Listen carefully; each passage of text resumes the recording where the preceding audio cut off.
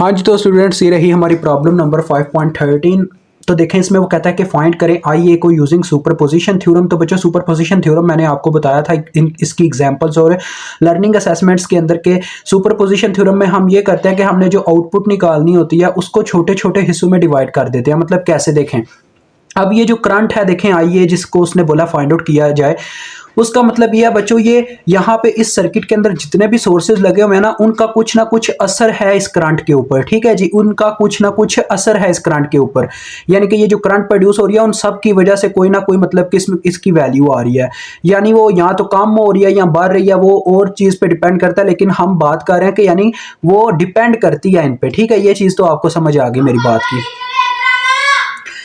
तो देखो बच्चों सीधी सी बात है, कोई इतना मुश्किल काम नहीं है, जरा गौर कीजिएगा। हमने पता क्या करना है, हमने ना इसके छोटे छोटे हिस्से निकाल लेने हैं। किस तरह से देखें, एक तो होता है इस पूरे सर्किट को सॉल्व करने बैठ जाना, वो तरीका थोड़ा छोटा होता है, शॉर्ट होता है, लेकिन डिफिकल्ट भी हो जाता होता है।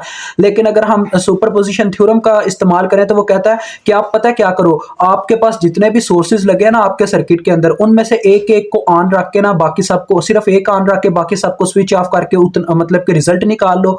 फिर दूसरा रिजल्ट निकालो, फिर तीसरा, जितने आपके सोर्सेज हैं सबका रिजल्ट अलग अलग निकालो। पहले मैं क्या करता हूं बच्चों, करंट सोर्सेज को ऑफ कर देता हूं और वोल्टेज सोर्स को ऑन रखता हूं। ठीक है जी, जो वोल्टेज सोर्स है ना, जब उसको ऑन छोड़ूंगा तो मेरे पास देखें क्या होगा। देखें ये जो ऊपर वाला करंट सोर्स है बच्चों, ये ओपन सर्किट से रिप्लेस हो जाएगा, क्योंकि जब करंट सोर्स मतलब मैंने ऑफ किया होगा तो उसमें कोई करंट फ्लो नहीं कर रहा होगा, मतलब कि कोई करंट नहीं होगा। और जब किसी करंट सोर्स में बच्चों करंट नहीं ना होता तो वो एज अ ओपन सर्किट के तौर पे वर्क करता है। ठीक है जी, जबकि एक जो वोल्टेज सोर्स होता है अगर उसको ऑफ किया गया हो, यानी उसमें से कोई वोल्टेज अप्लाई ना किए जा रहे हो, तो वो एज अ शॉर्ट वायर के तौर पे वर्क करता है। समझ आ गई मेरी बात की। तो देखो बच्चों, प्यारे बच्चों, कोई इतना लंबा चौड़ा यहाँ पे क्वेश्चन नहीं है। देखें जरा, बहुत इजी आपके लिए होगा ये क्वेश्चन। 40 वोल्ट है, ठीक है जी, और ये आपके 10 ओम का रजिस्टर लगा हुआ है, ये आपका 5 ओम का लगा हुआ है ऊपर, और ये आपका 5 ओम का लगा हुआ है। उसके बाद देखो ये जो सोर्स लगा हुआ था करंट सोर्स, ये भी तो ऑफ हमने रखा हुआ है ना, तो ये भी ओपन सर्किट से रिप्लेस हो जाएगा। ठीक हो गया जी,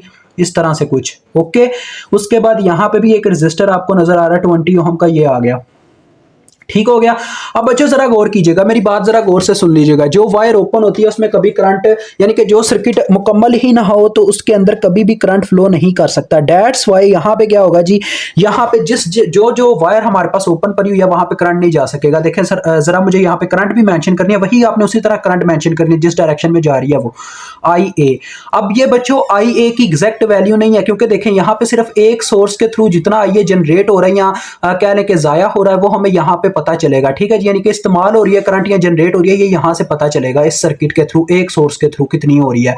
तो लिहाजा ये आई ए का कुछ हिस्सा, इसको हम आई ए प्राइम से मतलब प्रेजेंट करेंगे, ये तरीकाकार होता है। ठीक है, समझ आ गई। इससे मुझे ये पता चल जाएगा कि 40 वोल्ट के थ्रू कितनी करंट प्रोड्यूस हो रही है। देखो बच्चों जरा गौर करो, मैंने ये आपको बात बताई है, ये करंट क्या है जी, ये हमारे पास सर्किट कुछ थोड़ा छोटा सा रह गया हुआ है। मैं आपको बताता हूँ किस तरह से। देखें ये सर्किट आगे से ओपन है ना, यानी ये वायर ओपन है आगे से, तो इसमें करंट जाएगा ही नहीं, यानी कि इस वायर के होने या ना होने से हमें कोई फर्क नहीं पड़ता। तो एक लम्हे के लिए आप ऐसा ही सोच लो ये वायर है ही कोई नहीं यहाँ पे, ये मैं आपके लिए कट लगा रहा हूँ, यानी ये वायर समझो है ही कोई नहीं, खत्म हो गई। ठीक है, इस वायर में करंट जाएगा ही नहीं, क्योंकि करंट को आगे निकलने का रास्ता ही नहीं मिलना, करंट सर्किट में घूम ही नहीं सकता, दैट्स वाई वहां पे जाएगा ही नहीं। उसके बाद देखो करंट को आगे ये वाला रास्ता मिल रहा है, ये वाला रास्ता, तो ये करंट इस तरफ चली जाएगी। ठीक है, उसके बाद फिर से यहाँ पे आके इसको दो रास्ते मिले, एक नीचे की तरफ एक आगे की तरफ, ये भी देखो आगे से सर्किट क्या है, इनकम्प्लीट है, तो लिहाजा करंट इसमें भी नहीं जाएगी। तो बस आपका सर्किट इतना रह गया जिसके ऊपर मैंने कट नहीं लगाया। देखें अब ये बच्चों आप देख सकते हो ये सर्किट एक लूप ही बन चुका हुआ है, एक लूप रह गया, सिंगल लूप। तो अगर ये टोटल करंट ही हुई ना, क्योंकि ये देखो एक वोल्टेज तो लिहाजा ये हमारे पास टोटल करंट होगी बच्चों, और ये हमारे पास टोटल वोल्टेज सोर्स हो गया जिसकी वजह से ये करंट प्रोड्यूस हो रहा है। अगर हम यहाँ पे ओहम्स लॉ लगाना चाहें तो लग सकता है, क्यों? क्योंकि यहाँ पे बच्चों ये देखो पहले मुझे सर्किट को शॉर्ट करना पड़ता, मतलब कि सिंपल फॉर्म में लाना पड़ता, लेकिन ये हो ही सिंपल फॉर्म में गया, क्योंकि यहाँ पे देखो एक ही हमारे पास वायर है जिसके अंदर टोटल करंट फ्लो कर रही है टोटल वोल्टेज सोर्सेज में से। और हम ये कैसे जान पाएंगे कि यही वोल्टेज सोर्सेज करंट को आगे भेज रहा है? अगर तो बच्चों आपकी करंट की डायरेक्शन यूं है कि ये इसके पॉजिटिव पोल में से निकल रही है और नेगेटिव पोल में जा रही है, फिर तो आपका जो जो सोर्स लगा हुआ वोल्टेज सोर्स वो बिल्कुल ठीक वैल्यू है उसकी, ठीक है जी। अदरवाइज अगर वो नेगेटिव पोल में से करंट आपकी निकल रही है और पॉजिटिव पोल में एंटर कर रही है, ठीक है जी, यानी देखो ये पॉजिटिव पोल में से बाहर जा रही है और इस तरह से घूम के आके नेगेटिव पोल में एंटर करी, यानी कि बैटरी बिल्कुल ठीक लगी हुई है। अदरवाइज मुझे इसे उल्टा करना पड़ता, लेकिन ये ठीक है, ठीक है जी। तो आई ए प्राइम बच्चों हम कैसे निकालेंगे, देखें सिंपल सा मेथड है। देखो I A prime is equal to, अब देखो बच्चों इसका फार्मूला ओहम्स लॉ के अकॉर्डिंग लगेगा। देख जैसे कि आप जानते हो V is equal to I R होता है, तो I is equal to V over R होगा। Total voltage over total resistance कर देंगे तो देखो टोटल वोल्टेज है यहाँ पे वो 40 वोल्ट और टोटल रेजिस्टेंस यानी कि इन सब रेजिस्टर्स का आपस में कॉम्बिनेशन है। क्या कॉम्बिनेशन है बच्चों, आपस में इनका देखो सीरीज कॉम्बिनेशन है, यानी कि 10 और 5 ओहम के दरमियान सिर्फ एक पोल कॉमन है यहाँ पे। दूसरा इसका जो टर्मिनल कह लो, पोल को छोड़ो, एक टर्मिनल कॉमन है दोनों के दरमियान, दूसरा टर्मिनल इन दोनों का डिफरेंट साइड पे कनेक्टेड है, इसका बैटरी के साथ कनेक्टेड है। जबकि 5 ओहम का आगे 20 ओहम के साथ एक पोल कॉमन हो रहा है, एक टर्मिनल कॉमन हो रहा है, जो इन दोनों को भी सीरीज में कर देता है। यानी कि तीनों के तीनों रेजिस्टर आपस में सीरीज में, क्योंकि अगर दो रेजिस्टर्स के दरमियान अपर और लोअर टर्मिनल यानी कि दोनों टर्मिनल कॉमन हो तो वो पैरेलल होते हैं, अदरवाइज वो सीरीज में होते हैं, ठीक है जी। तो ये तीनों के तीनों सीरीज में हुए तो टोटल रेजिस्टेंस इन तीनों का सीरीज कॉम्बिनेशन आ जाएगा। तो सीरीज कॉम्बिनेशन में क्या करते हैं, सब रेजिस्टेंसेस को जमा कर देते हैं। तो 20 प्लस 5 प्लस 10 ये आ जाएगा फार्मूला, ठीक है बच्चों। तो आप करंट को कैलकुलेट कर लें। आइए प्राइम आपके पास यहाँ पे आ गई कितनी 40 ओवर बच्चों आ रहा है मेरे पास 35, यानी कि 40/35। तो 40/35 को देख लेते हैं कितना बनता है, कैलकुलेटर कितना देता है, 8/7 दे रहा है जो बच्चों, अगर 8/7 ही बच्चों अभी लिख लेते हैं, ठीक है जी। 8/7 अंपेयर, अंपेयर में ये क्यों आ रही है, क्योंकि आपके रजिस्टर बच्चों ओहम में ना कि किलो ओहम में, ठीक है जी। अब देखो बात आती है बच्चों, देखो हमने वोल्टेज सोर्स के बारे में जान लिया कि ये कितनी करंट प्रोड्यूस करके देता है हमें आई ए प्राइम की। अब हम ये चीज अंदाजा लगाते हैं, यानी कि ये चीज देखते हैं कि 2 एम्पेयर का सोर्स जो है वो कितनी करंट जनरेट करवाता है आई ए की। तो मैं अब इसको ऑन रखूंगा, बाकी सोर्सेज ऑफ कर दूंगा। तो देखो जब मैंने 2 एम्पेयर के सोर्स को बच्चों ऑन रखा तो क्या होगा, वो जो ऊपर वाला करंट सोर्स होगा वो फिर से ऐसे ही ओपन ऊपर मतलब ओपन होगा, क्योंकि करंट सोर्स को हमने ओपन सर्किट के साथ रिप्लेस करना है। तो मैं ओपन सर्किट से रिप्लेस करूंगा बच्चों, उस वायर के होने या ना होने से कोई फर्क नहीं पड़ता। दैट्स वाई मैं ये ऊपर वाली वायर अब ड्रा नहीं कर रहा, ठीक है जी। तो मैं उसका सर्किट यहां से ड्रा करना स्टार्ट करूं। ये देखो ये 5 ओहम का आ गया, ठीक है। उसके बाद देखो ये आगे 10 ओहम का है, ये 10 ओहम, ठीक है जी। इसके ऊपर वो जो 5 ओहम की वायर थी वो मैंने ड्रा नहीं की, वो मैंने बता दिया है। अब देखो 2 एम्पेयर का सोर्स हमने ऑन रखा हुआ है, ये 2 एम्पेयर का सोर्स आ गया, ठीक है, 2 एम्पेयर। और ये इस तरह से वायर है। आगे देखो बच्चों ये आपका 20 ओहम का रजिस्टर इस साइड पे लगा हुआ है, 20 ओहम, और ये आगे ऐसे कनेक्ट है। और इस तरफ बच्चों हमने क्या बोला कि अब वोल्टेज सोर्स हमने ऑफ कर दिया। जब वोल्टेज सोर्स ऑफ होते हैं ना तो बच्चों वो एज अ शॉर्ट वायर के तौर पे वर्क करते हैं। Short wire means direct wire का कनेक्ट हो जाना। तो ये वायर ऐसे हो गई, अब ऐसे डायरेक्ट कनेक्ट हो गया। अब यहीं पे आपको पता आईए जो है आपकी करंट वो इस तरह से ऊपर की तरफ जा रही थी। अब बच्चों ये भी आईए का कुछ हिस्सा ना कि पूरी टोटल करंट है, तो लिहाजा इसको आप आईए डबल प्राइम के नाम से जान लें, ठीक है जी। आइए डबल प्राइम इसको कह लिया। अब हमने ये करंट मालूम करनी है। तो देखो बच्चों यहाँ पे कई मेथड्स हैं। अब मैं आइए डबल प्राइम कैलकुलेट करना चाहता हूं तो मेरे पास कई मेथड है, पता है किस तरह से। देखो यहाँ तो यहाँ पे पहले मैं क्या करूं, यहाँ पे पहले वोल्टेज निकाल लूं, यानी कि वो अपना क्या नाम है उसका नोडल एनालिसिस टेक्निक के थ्रू यहाँ पे वोल्टेज निकालने बैठ जाऊं। या उससे भी एक बेटर मेथड है मेरे पास बच्चों, क्या कि मैं यहाँ पे डायरेक्ट करंट डिवीजन रूल लगा दूं। अब बच्चे कहेंगे सर आप करंट डिवीजन रूल की कैसे बात कर पा रहे हैं, यही कहेंगे ना। तो बच्चों देखो ये तीनों वायर्स आपस में पैरेलल में लगी हुई है कि नहीं। देखो इस वायर का ये पूरी जो एक ही वायर है ना, देखो इन दोनों के दरमियान जो है सीरीज कॉम्बिनेशन है इन दोनों रेजिस्टर्स के दरमियान, तो ये सीरीज में लगे हुए हैं। इन दोनों को जमा करूंगा 25 ओहम आ जाएगा, ठीक है। तो देखो ये तीनों वायर्स आपस में पैरेलल में, क्योंकि इस वायर का देखो अपर टर्मिनल यहाँ पे कॉमन हो रहा है इस वायर के साथ और इस वायर के साथ भी, और लोअर टर्मिनल यहाँ पे कॉमन हो रहा है, यानी कि तीनों वायर्स का आपस में अपर लोअर टर्मिनल कॉमन है। दैट्स वाई ये तीनों की तीनों वायर्स आपस में पैरेलल में लगी हुई हैं। तो पैरेलल वायर्स को आप आगे पीछे कर सकते हो। तो देखो आपको समझाने के लिए, वैसे मैं समझा वहां पे भी सकता हूँ बच्चों, मुझे मसला नहीं है, लेकिन आप थोड़ा कंफ्यूज हो जाओगे। दैट्स वाई मैं आपको समझाने के लिए यहाँ पे ना उसका जरा डिजाइन चेंज करता हूँ और फिर उसी सर्किट में दोबारा भी समझाऊंगा, ठीक है। तो ये देखो 2 एम्पेयर मैं शुरू में ले आया, ठीक है, ऐसे ऊपर की तरफ जा रही है। उसके बाद ये वाली वायर मैंने आपको क्या बताया, ये दोनों क्या है आपस में सीरीज कॉम्बिनेशन में, सीरीज में रेजिस्टेंस जमा हो जाती है। तो R1 के नाम से इनका कॉम्बिनेशन निकाल लेते हैं, 20 + 5 हो जाएगा जो कि बनता है 25 ओहम। ठीक हो गया बच्चों। तो देखो ये 25 ओहम वाली मैंने वायर लगा दी, इसके साथ पैरेलल में लगी हुई है। कैसे पैरेलल में लगी हुई है मैं अभी बताता हूँ। देखो ये 25 ओहम वाली वायर आ गई, यानी इस साइड वाली मैंने वायर ड्रा कर दिया। अब उस साइड वाली वायर ड्रा करता हूँ। ये देखो ये आपकी 10 ओहम वाली वायर आ गई, लेकिन उसमें करंट भी हमारा फ्लो कर रहा था जिसका नाम है आई ए डबल प्राइम। अब देखो बच्चों यहाँ पे मैं मेंशन करता हूँ आई ए डबल प्राइम, क्योंकि ये देखें आपके पास थी आई ए डबल प्राइम 10 ओहम के थोड़ा सा आगे जो कि ऊपर की तरफ आ रही थी। अब बच्चों आपको याद होगा न्यूटन ने कहा था action and reaction are equal in magnitude but opposite in direction, यानी कि एक्शन और रिएक्शन यानी दो चीजें, यानी ऐसा हो बच्चों एक तरफ से एक्शन हो रहा हो तो उसका जो रिएक्शन आता है वो, यानी कि एक्शन और रिएक्शन का बच्चों क्या मतलब है, यानी कि आप फिल्म की मतलब के फॉर्म में समझो ना, तो फिल्म में एक हीरो होता है तो दूसरा आपका विलन होता है। अगर हीरो उसके ऊपर मतलब के उसको पंच मारेगा तो क्या होगा जी, यानी कह लो इस तरफ से हीरो ने पंच मारा, उस तरफ से उसने पंच मारा, तो ये एक्शन हो रहा है और वो उसका रिएक्शन दे रहा है, ठीक है जी। तो लिहाजा दोनों की डायरेक्शन अपोजिट है, तो डायरेक्शन अपोजिट को शो करवाने के लिए हम साथ में माइनस का साइन लगा देते हैं, यानी कि ये न्यूटन का कहना था। अगर तो आई वन, यानी कि आई वन हमारी मैग्नीट्यूड है, ठीक है जी, तो जो दूसरी करंट है उसकी वैल्यू भी आई वन के इक्वल है, लेकिन ये दोनों क्या है, एक्शन और रिएक्शन है, तो लिहाजा हम क्या कहेंगे कि आई वन बराबर है माइनस आई टू के, ठीक है जी। अभी भी मुझे पता है आपका मेरा मतलब नहीं समझ पाए, यानी कि बच्चों मैं ये कहना चाह रहा हूँ, मेरी बात जरा गौर से समझिएगा, मैं असल में ये कहना चाह रहा हूँ, जरा गौर से सुन लीजिएगा। असल में मैं ये कहना चाह रहा हूँ कि अगर मैं इस करंट को, यानी यहाँ पे पता क्या हो रहा है, यहाँ पे देखें 2 एम्पेयर टोटल करंट है, मैं यहाँ पे करंट डिवीजन रूल लगाना चाह रहा हूँ। 2 एम्पेयर टोटल करंट, उसने इस पॉइंट पे आके, ये एक नोड है, यहाँ पे आके दो हिस्सों में तकसीम हो जाना, कुछ करंट इधर को चली जानी है, कुछ करंट नीचे की तरफ चली जानी है।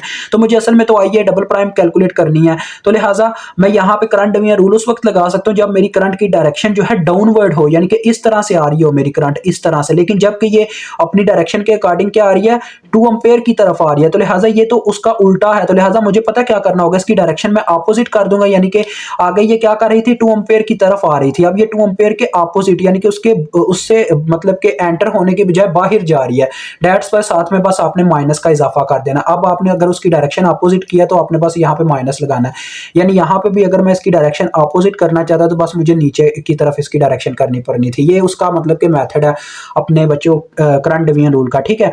अब मैं यहाँ पे करंट डिवीजन रूल अप्लाई करता हूँ, मुझे क्या फाइंड आउट होगा, minus I A double prime, क्योंकि बच्चों करंट डिवीजन रूल का ये असूल है कि आपकी करंट जो है यहां से तकसीम होकर दो हिस्सों में जा रही हो, ये ना हो कि आप उसको उल्टा कर रहे हो, ठीक है जी।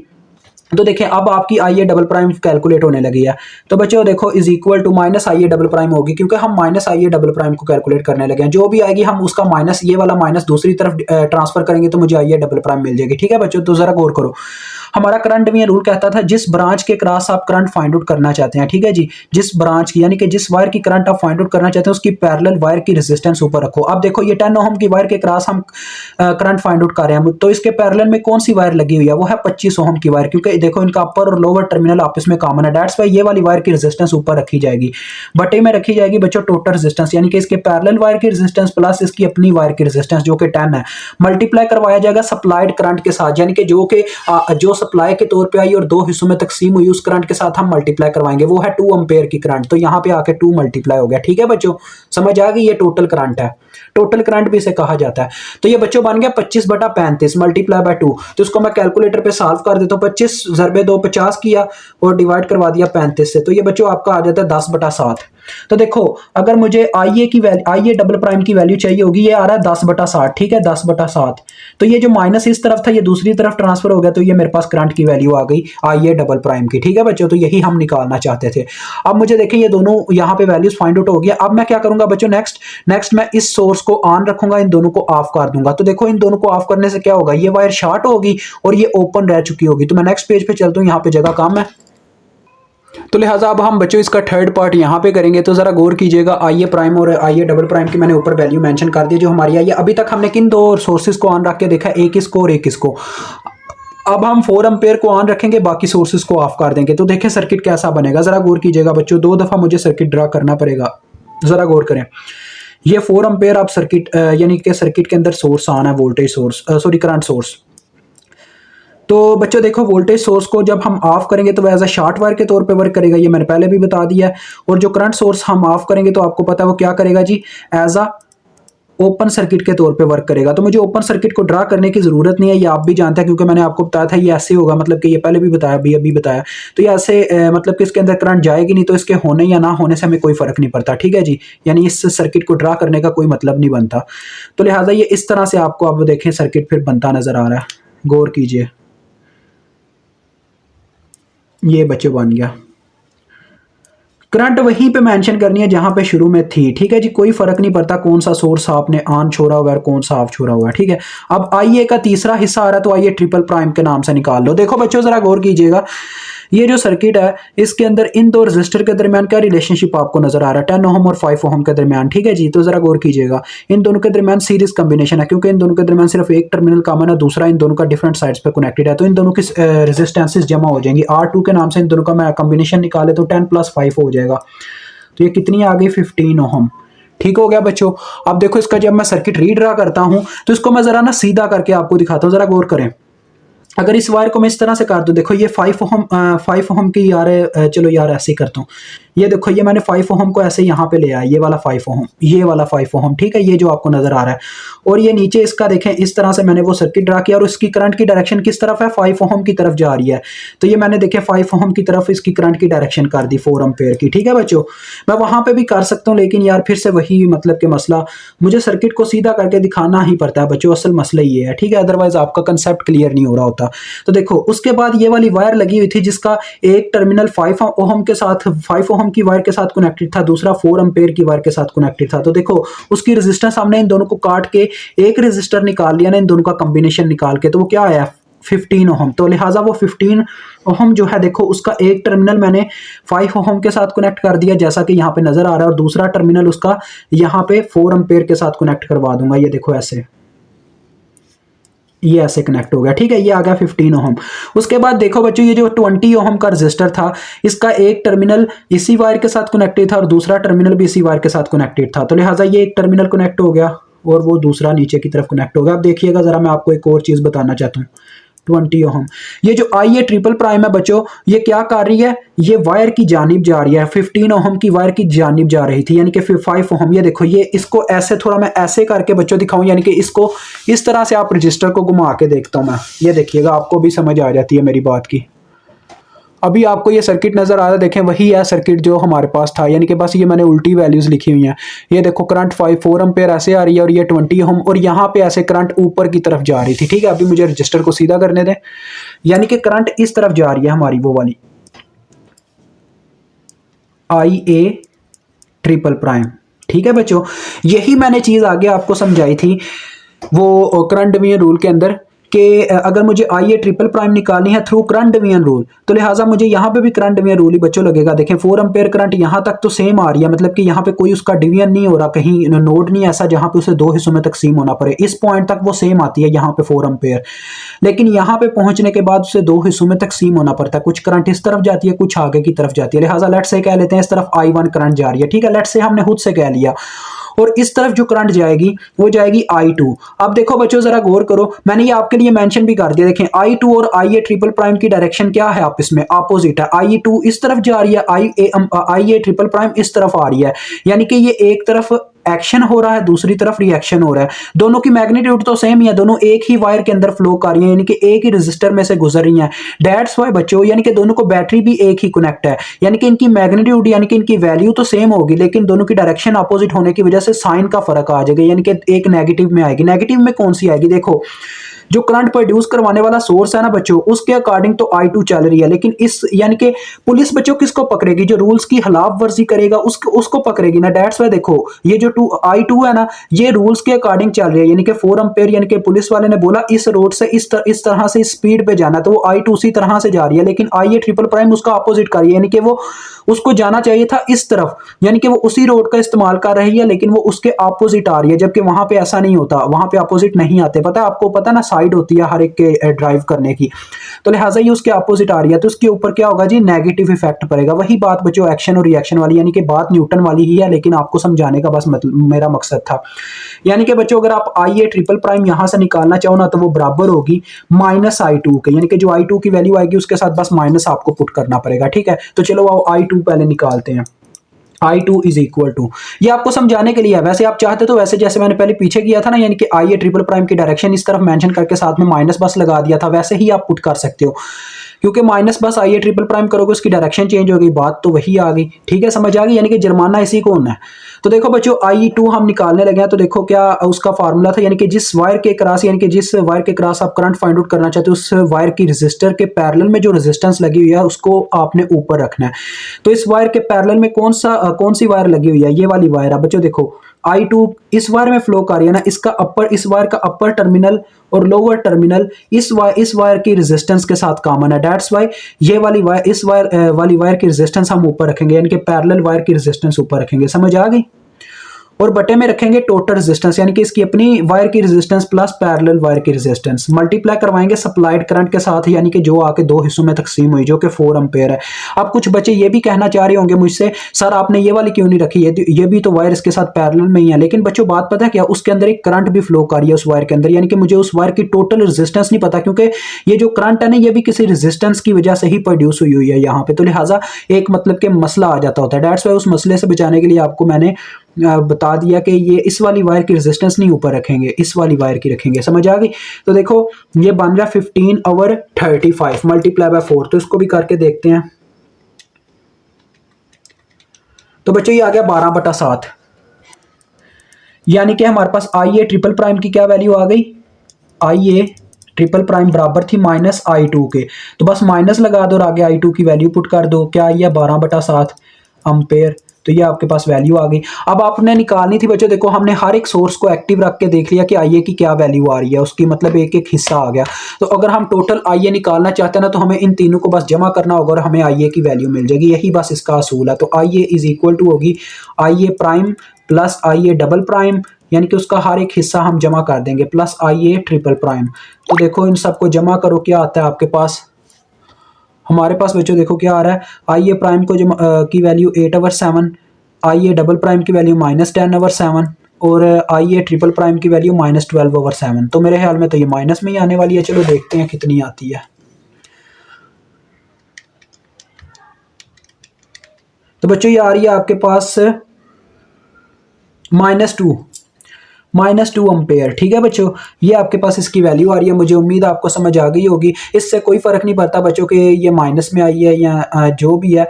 असल मसला पता क्या होता है कि ये जो करंट सोर्सेज थे ना, इसके ऊपर नेगेटिव इम्पैक्ट डाल रहे थे इस करंट के ऊपर, यानी कि ये वोल्टेज सोर्स तो इसको प्रोड्यूस कर रहा था, जबकि वो उसको एक्सेप्ट कर रहे थे, यानी कि अपने अंदर अब्जॉर्प्शन करवा रहे थे। डेट्स वाई वो एक अलहदा बात है, अलहदा टॉपिक है। आप इसके ऊपर नोडल एनालिसिस से भी मतलब कि रिसर्च कर सकते हो, यही आपको आंसर मिलेगा जो यहाँ पे -2 अम्पेयर आया।